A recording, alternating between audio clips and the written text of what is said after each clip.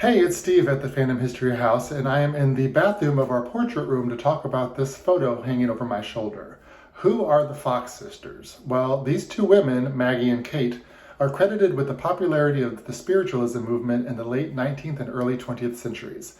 It all started one evening in this house in 1848, located in rural New York State, where the 14 and 11-year-old convinced a house full of neighbors that the knocking and rapping on the walls and floors of the house were intelligent responses from the alleged spirit of a peddler who had been murdered and buried under the Fox home several years prior.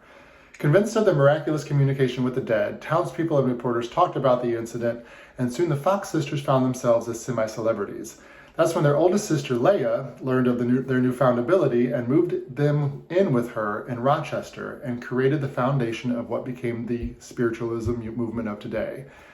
That was spurred with the help of Isaac and Amy Post, two community leaders in the Finger Lakes region of New York who were intrigued by the Fox sisters' story. The Posts invited the sisters to their home to see if they could recreate the communication with spirits in a different location. In particular, the Posts wanted to communicate with their deceased daughter. With communication appearing successful, the Posts soon rented the large Corinthian Hall in Rochester in late 1849. There, nearly 400 members of the paying public saw a demonstration and heard the familiar knocking and rapping on walls and floorboards, while yes and no questions were asked to the alleged spirits in attendance. It was a success, and with their legacy cemented, Maggie, Kate, and even Leah then held public demonstrations in New York City. Their performances influenced others to open their own shows, demonstrating their mediumship and ability to communicate with the dead, and spiritualism became mainstream. Even though plenty of skeptics claimed the girls were fakes, they remained undaunted and soon became celebrities, performing in cities like Cleveland, Cincinnati, Columbus, St. Louis, Washington, D.C., and Philadelphia. During that tour, Maggie met Elisha Kane Kent, an Arctic explorer who doubted the sisters' abilities and convinced her to retire from mediumship altogether. He died soon after in 1857, but Maggie said the two had married in secret the year before. She remained retired, converted to Catholicism, developed a drinking habit, and never performed her abilities again, at least not in public. Kate took the exact opposite path. She married a spiritualist and continued to develop her medium powers. She would amaze clients and audiences with her ability to communicate two messages at the same time, writing one and speaking another, or transcribing messages in reverse script.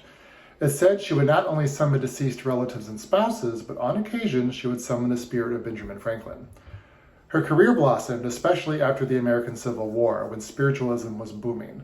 By the 1880s, it's estimated there were 8 million spiritualists in the U.S. and in Europe. It all ended for Kate in October 1888 when the New York World quoted her sister Maggie in an interview that claimed their entire career was a hoax. She explained that the girls would crack their knuckles to make the rapping sound heard by neighbors and clients and let the imagination do the rest. Her motivation for making the claim, it said, was her anger at Leah for publicly chastising her for retiring at a young age and for having a drinking problem. In fact, Maggie recanted her confession in 1889, which prompted disgust from spiritualists and caused a massive rift in the movement. The sisters never reconciled, and Leah died in 1890.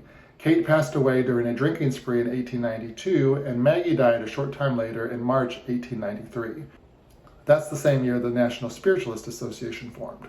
So now you know why we have this photo of these women in our bathroom in the portrait room, and when you book your stay at Phantom History House, you can check it out for yourself and let me know if you think they were a hoax or if they really had this ability.